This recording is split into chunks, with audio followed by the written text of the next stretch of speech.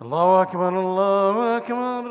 ایک دن ہم سب نے مرنا ہے، ہم سب کو قبر میں اتار دیا جائے گا، اور تب تین چیزیں ہمارے ساتھ جائیں گی۔ رسول اللہ صلی اللہ علیہ وسلم نے ایک حدیث میں ہمیں زندگی کا ایک نہایت اہم اور آخری منظر دکھایا ہے، موت، اور وہ وقت جب انسان قبر میں داخل ہوتا ہے۔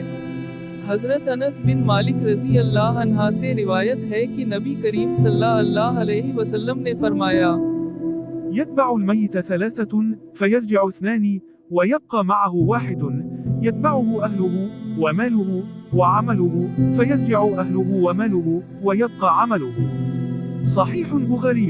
مرنے والے کے ساتھ تین چیزیں جاتی ہیں، اس کے اہل و عیال، اس کا مال، اور اس کا عمل۔ دو چیزیں واپس لوٹ آتی ہیں، اہل و عیال اور مال، جبکہ ایک چیز اس کے ساتھ باقی رہتی ہے، اس کے اعمال۔ ہمارے اپنے واپس لوٹ آئیں گے، ہمارا مال واپس چلا جائے گا، اور جو قبر میں ہمارے ساتھ رہ جائے گا وہ ہوگا ہمارا عمل۔ قرآن کی آیت، فمن يعمل مثقال ذرة خيرا يره ومن يعمل مثقال ذرة شرا يره۔ جو ذرہ برابر بھی نیکی کرے گا وہ اسے دیکھ لے گا، اور جو ذرہ برابر برائی کرے گا وہ بھی اسے دیکھ لے گا۔ اس سے پہلے کہ وقت ہاتھ سے نکل جائے، اپنے اعمال سنور لیجئے، کیونکہ کل آپ کی قبر میں صرف آپ کا عمل آپ کے ساتھ ہوگا۔